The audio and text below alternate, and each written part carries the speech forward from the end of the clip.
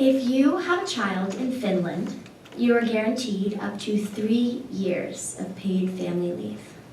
If you have a child in Norway, you are guaranteed up to 91 weeks of paid family leave. If you have a child in the United Kingdom, you are guaranteed up to 39 weeks of paid family leave. If you have a child in the United States, you are guaranteed not one single day of paid family leave. The idea of paid family leave extends to more than just maternity leave. It extends to sick relatives, mental health issues, the death of a loved one. All of this can be encapsulated under the policy. As it states in the Employment Development Department under the state of California, there are certain moments in which time itself stands still, fleeting, priceless. These are the moments you simply cannot miss. These are the moments that a mother or father shares with their child or with a loved one. For this reason, I will further discuss the overwhelming benefits for 1 year of paid family leave, specifically in regards to maternity leave, and why the United States should incorporate this policy in order to have developed young generations that are just as developed as our industries and our infrastructure. To begin to evaluate the significance of the issue, according to the Washington Post, the United States remains the single, only developed country in the world that does not guarantee paid family leave for mothers who have just given birth, or for paid family leave for adults who are in need to care for a loved one. It is imperative that our citizens reproduce in society, not just for personal joy, for personal values, but for both biological and economic needs. According to Christopher Ingram, as he writes, the species must perpetuate. And at the country level, if economic growth is to continue, it behooves couples to churn out as many future employees and taxpayers as possible. Noting that the future success of our nation is contingent upon the younger generation. However, one must note that having a child is very expensive in the United States. According to the Agriculture Department, it costs on average $233,000 to raise a child in the US until 18, and that is excluding college education, which, as all of us in this room know, is just really not a drop in the bucket. As afforded here, taking care of a child requires immense hands-on care. Feeding, changing, constant surveillance.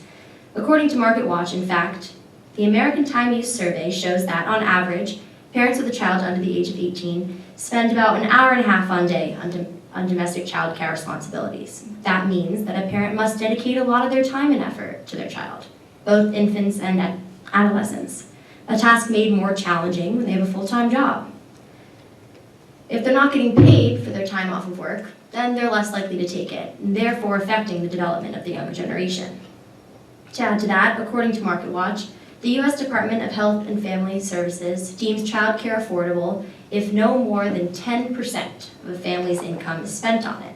However, on average in the United States, about 9 to 22% of a family's income is spent on child care per child. This is a large sum of money that is especially very difficult for low-income families to spend. Low-income families, as all families do, benefit from paid family income, indicating that this affects a broad workforce. To discuss the inherency of the issue, the difference now from the past is that both Republicans and Democrats are on board with the issue.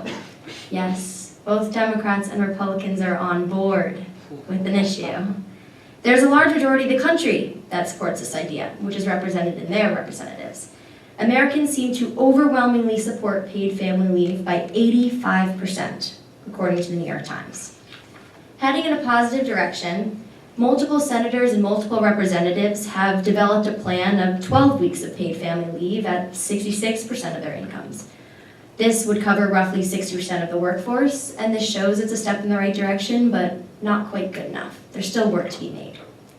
According to CNBC right now, the Family Medical Leave Act that's in place allows parents to take up to 12 weeks off from a job, but this only guarantees that they'll have a job to return to, and this only applies to certain industries, certain companies, and certain businesses. This doesn't indicate that they're going to have money in their pocket while they're taking care of their child.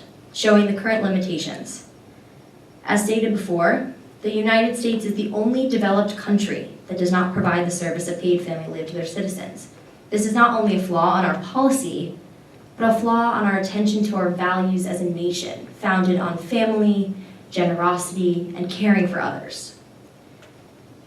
In my opinion, 1 year of paid family leave is essential for families to recover from birth defects and fully prepare their child for the real world. Ivanka Trump has absorbed paid family leave in her next policy push and passion. She was quoted by CNN saying, "As a mother myself of 3 young children, I know how hard it is to work while raising a family. And I also know that I am far more fortunate than most. American families need relief. Policies that allow women with children to thrive should not be novelties. They should be the norm." Indicating her support in a relatable way to voting-age women, which shows hope for the future. Regarding mental health, maternity leave shorter than 12 weeks put moms at risk for maternal depression, anxiety, and postpartum depression, to be specific. After 9 months, there's an increased rate in which the caretaker is likely to return to work. After 9 months, a woman or man can return to work with their normal efficiency, as they have spent an adequate time caring for their child and feel comfortable about leaving them in the hands of others. When infant health is the #1 concern, New America recommends taking 1 year of paid time off, split between parents, since their research has shown that longer parental leave can lower preterm births, decrease low birth weight rates, decrease infant death rates, and increase the rates of breastfeeding for the mother in the future. These are all linked to health benefits, such as a lower risk of asthma and type 2 diabetes. They also cite a Norwegian study that found that extended parental leave during a child's early years can improve the child's cognitive development and lead to greater academic success and a higher income before age 30. To ensure that the caretaker has a peace of mind, is ready to work, and the child is adequately developed, 1 year of paid maternity leave is essential. This would encompass all of the concerns mentioned previously. In my opinion, providing 1 year of this paid family leave to all citizens in our country will ensure that our younger generations are developed, our businesses thrive with efficiency, and every single motion towards the future is started with our younger generation. To discuss preemptions, some believe that conservative politicians will not come around to this, as historically they do not support excessive spending on social programs. However, Salam writes, "Leaders from both sides of the aisle have recently expressed support for some sort of paid family leave program at the federal level. President Trump, in his State of the Union, even addressed, nationwide paid family leave would ensure that every new parent has a chance to bond with their newborn child. This plan is actually a part of his American Working Families platform, which includes other salient issues regarding education and the workforce, previously non-fully supported conservative ideals. To address more conflict, according to CNN, a bipartisan deal on paid family leave would be a heavy lift in Congress. However, there has been positive progress in uniting the two parties, as discussed before. There's also been payment plans developed within the taxation and fiscal policies. Regarding the cost, Family Act is estimated to cost the taxpayer $2 a week, much less than what critics have advertised. This amount would be easier to pay when families are not spending excess money on childcare for not guaranteed paid family leave. On a corporate scale, businesses are concerned about the potential administrative burden, with employees missing weeks at a time, and the need to onboard replace for short periods of time. Written by Cornfield of CNBC. However, to overcome and contradict that burden, CNBC writer notes, paid family leave benefits can be fully absorbed by small employee contributions, with zero out-of-pocket contributions by employees to pay for the benefits. And because employers aren't paying the wages of the employee on leave, the money can be used, if necessary, to pay any temporary replacements or overtime. In the long run, it is good for the economy, as paid maternity leave is associated with better job performance, retention among mothers, increased family incomes, and increased economic growth, according to the Washington Post. In conclusion, the United States is the most developed country in the world. We, not to be biased, have the best infrastructure, the best economy, and the best quality of life. The future of this great this great country, resides in the younger generation. Those children need to be cared for, loved, and paid attention to when they're first born. Guaranteed paid family leave for 1 year would allow guardians to take time to raise their children to be successful, helpful, kind, generous, and charismatic. No guaranteed paid leave is bad for mothers who need to recover from the stress of childbirth, and bad for children who need the support of their parents. Sometimes the most important and dire parts of life are not planned for, and sometimes they just so happen to fall in the middle of a work week.